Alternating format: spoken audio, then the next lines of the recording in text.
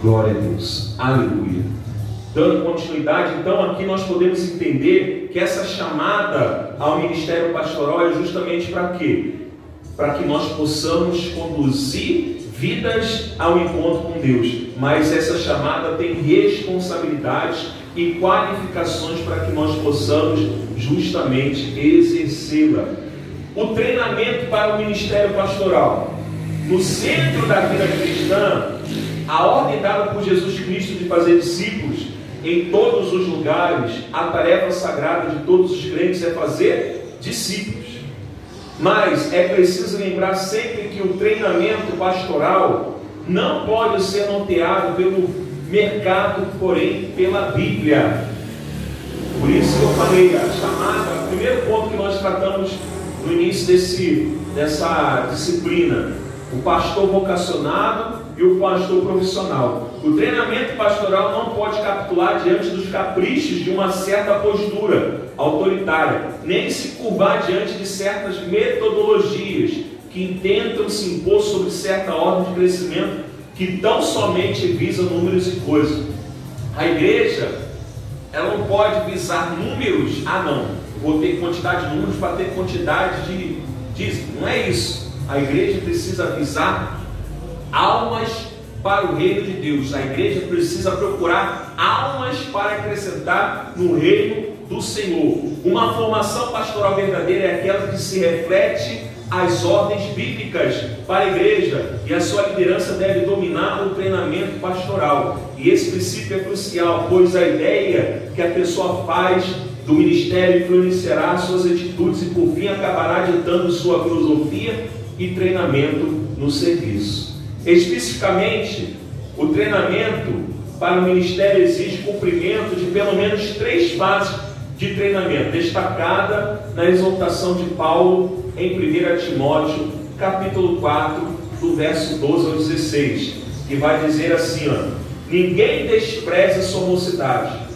pelo contrário, torne-se padrão dos fiéis na palavra, no procedimento, no amor, na fé e na pureza. Até a minha chegada, aplica-te a leitura, a exortação ao ensino,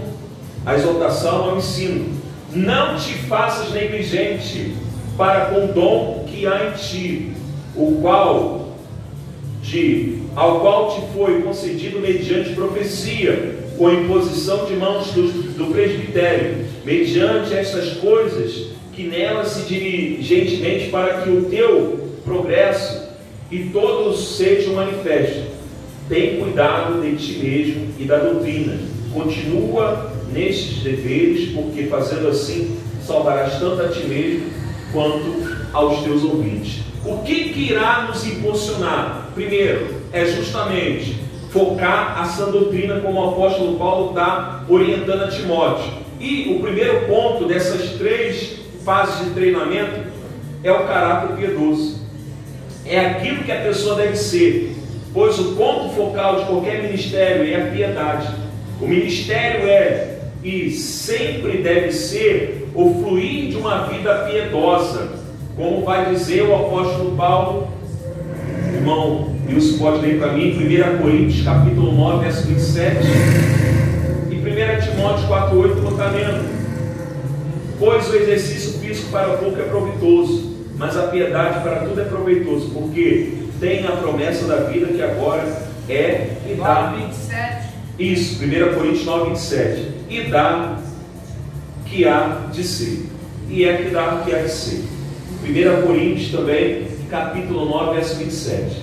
Antes substituiu o meu povo e reduz a servidão, para que pregar aos outros, eu mesmo não venha de alguma maneira ficar reprovado.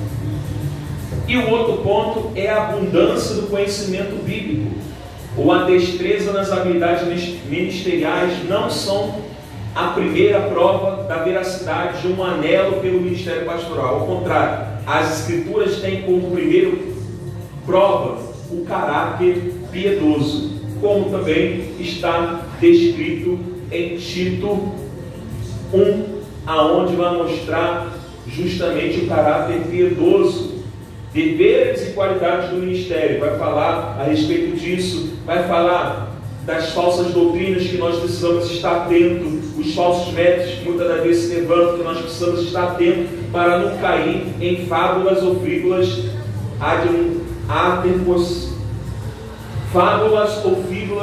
ensinos falsos de doutrina. Então, o primeiro ponto é o caráter piedoso. A liderança espiritual é uma questão do poder espiritual superior. Isso jamais nasce por si só. Não existe algo que possa ser chamado de líder espiritual autodidata. Ele só é capaz de influenciar espiritualmente os outros porque o Espírito é capaz de trabalhar nele, por meio dele, de modo que mais abrangente do que daquele que lidera. Então, de quem ele lidera. Então a gente precisa entender que a liderança espiritual é algo importante para que a igreja possa ser conduzida para o reino de Deus.